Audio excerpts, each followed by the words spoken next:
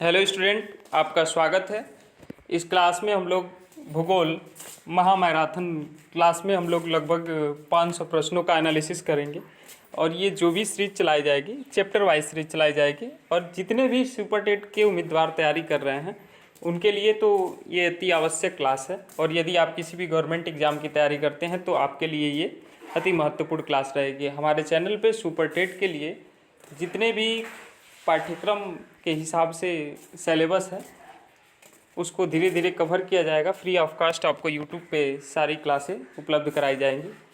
Next अब देख लेते हैं ब्रह्मांड, सौरमंडल, ग्रह, उपग्रह और अन्य पिंडों से संबंधित बार बार पूछे जाने वाले महत्वपूर्ण प्रश्न। हमारा एक ही टैग वर्ड है, उत्तर प्रदेश शिक्षक सफलता निश्चित बैच है ये। अब इसमें हम लोग महत्वपूर्ण प्रश्नों का एनालिसिस कर लेते हैं। पहला प्रश्न दिया गया है कि भूगोल शब्द का सर्वप्रथम प्रयोग किसने किया था। तो ये भूगोल शब्द का सर्वप्रथम प्रयोग करने वाला कौन है, वो है इराटोस्थनीज। भूगोल शब्द का सर्वप्रथम प्रयोगकर्ता कौन है, वो है इराटोस्थनीज।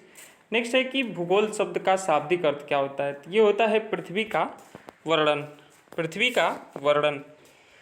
नेक्स्ट अगला प्रश्न है कि भूगोल का जनक किसे कहा जाता है। तो ये बोला जाता है इराटोस्थनीज को भूगोल का जनक कहा जाता है।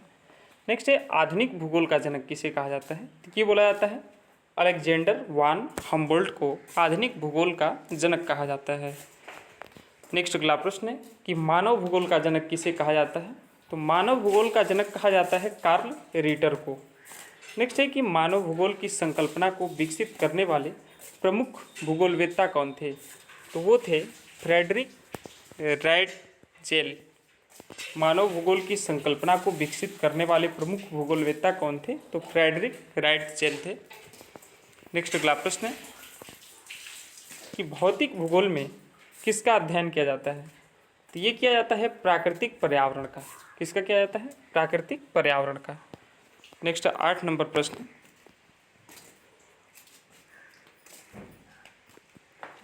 8 नंबर प्रश्न में कहा जा रहा है कि मानव भूगोल में मुख्यतः किसका अध्ययन होता है। तो मानव एवं उसके पर्यावरण के पारस्परिक संबंधों का। मानव भूगोल में मुख्यतः किसका अध्ययन किया जाता है। तो मानव एवं उसके पर्यावरण के पारस्परिक संबंधों का। नेक्स्ट है भूगोल की प्रमुख शाखाएं कौन सी हैं। पहला है भौतिक भूगोल, दूसरा है मानव भूगोल और प्रादेशिक भूगोल। नेक्स्ट अगला प्रश्न है कि पृथ्वी का वास्तविक आकार कैसा है। तो ये है जियोइड। जो पृथ्वी का आकार है कैसा है, जियोइड है। नेक्स्ट अगला है पृथ्वी का सबसे बड़ा वृत्त कौन सा है। तो वो है भूमध्य रेखा। पृथ्वी का सबसे बड़ा वृत्त कौन सा है, भूमध्य रेखा है। नेक्स्ट अगला प्रश्न है कि भूमध्य रेखा का अक्षांश कितना है। तो भूमध्य रेखा का जो अक्षांश है 0 डिग्री है। नेक्स्ट है प्रधान मध्याह्न रेखा का देशांतर कितना है। तो वो कितना है, 0 डिग्री है। नेक्स्ट अगला प्रश्न है कि प्रधान मध्याह्न रेखा कहाँ से गुजरती है। ये गुजरती है ग्रीनविच से। जो प्रधान मध्याह्न रेखा है कहाँ से गुजरती है, तो ग्रीनविच से गुजरती है। नेक्स्ट है अक्षांश रेखाएं किस दिशा में खींची जाती हैं। तो ये पूर्व पश्चिम दिशा में खींची जाती हैं। जो अक्षांश रेखाएं होती हैं वो किस दिशा में खींची जाती हैं, तो ये पूर्व पश्चिम दिशा में खींची जाती हैं। नेक्स्ट अगला प्रश्न है कि देशांतर रेखाएं किस दिशा में खींची जाती हैं। तो ये उत्तर दक्षिण दिशा में खींची जाती हैं। जो देशांतर रेखाएं होती हैं किस दिशा में खींची जाती हैं, तो उत्तर दक्षिण दिशा में खींची जाती हैं।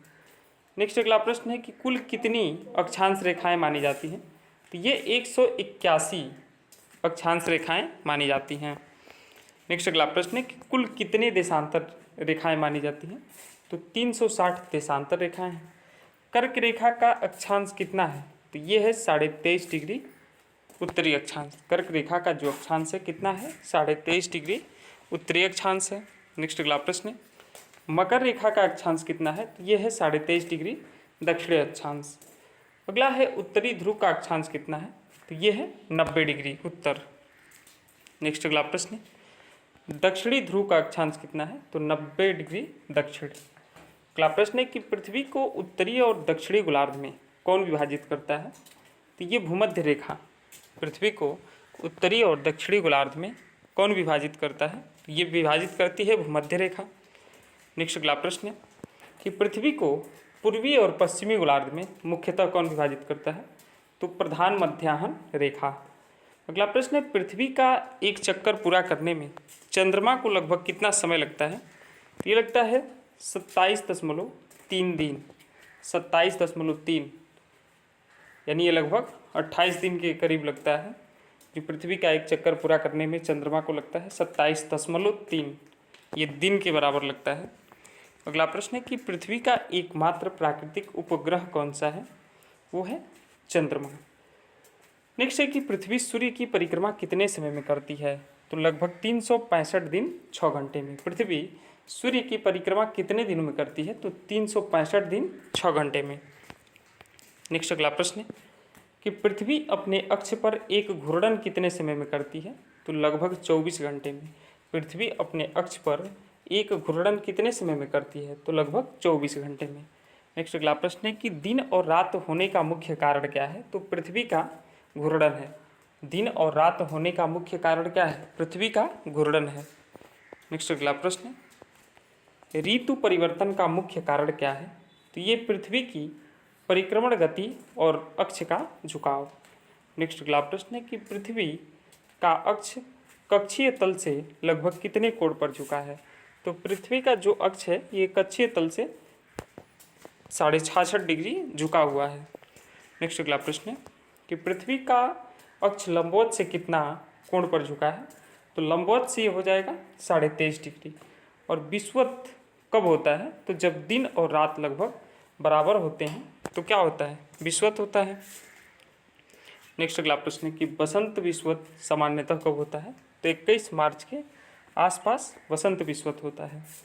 नेक्स्ट अगला प्रश्न है कि शरद विषुवत सामान्यतः कब होता है? तो 23 सितंबर के आसपास शरद विषुवत सामान्यतः होता है। अगला प्रश्न है, उत्तरी गोलार्ध में सबसे बड़ा दिन सामान्यतः कब होता है? तो 21 जून को उत्तरी गोलार्ध में सबसे बड़ा दिन होता है। और उत्तरी गोलार्ध में सबसे छोटा दिन किस अवधि में होता है?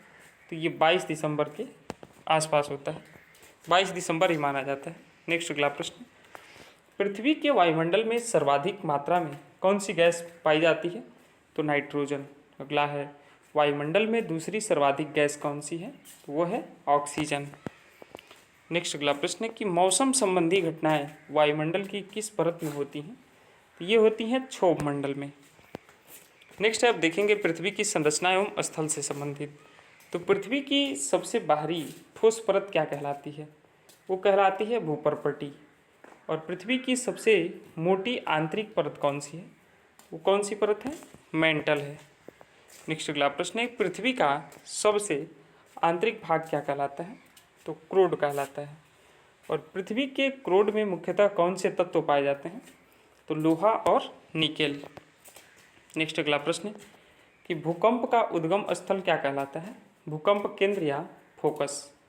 और भूकंप केंद्र के ठीक ऊपर पृथ्वी की सतह पर स्थित बिंदु क्या कहलाता है? अधिकेंद्र कहलाता है। नेक्स्ट अगला प्रश्न है कि भूकंप की तीव्रता मापने के लिए किस पैमाने का प्रयोग किया जाता है? तो रिएक्टर पैमाने का। नेक्स्ट है कि भूकंप की तीव्रता के प्रभाव को मापने के लिए किस पैमाने का प्रयोग किया जाता है? ये किया जाता है मर्कैली पैमाने का। अगला प्रश्न है कि ज्वालामुखी से निकलने वाले पिछले पदार्थ को, ज्वालामुखी से निकलने वाले पिघले पदार्थ को क्या कहते हैं? तो जो ज्वालामुखी से निकलने वाला पिघला पदार्थ होता है उसे लावा बोला जाता है। और पृथ्वी की आंतरिक ऊर्जा से बनने वाले पर्वत क्या कहलाते हैं? तो ये वलित पर्वत कहलाते हैं। पृथ्वी की आंतरिक ऊर्जा से बनने वाले जो पर्वत हैं क्या कहलाते हैं? तो वलित पर्वत कहलाते हैं। नेक्स्ट है, हिमालय किस प्रकार का पर्वत है? तो ये नवीन वलित पर्वत का उदाहरण है। हिमालय जो है ये नवीन वलित पर्वत का उदाहरण है। नेक्स्ट अगला प्रश्न है कि भारत की सबसे प्राचीन पर्वत श्रृंखला कौन सी है? तो अरावली है।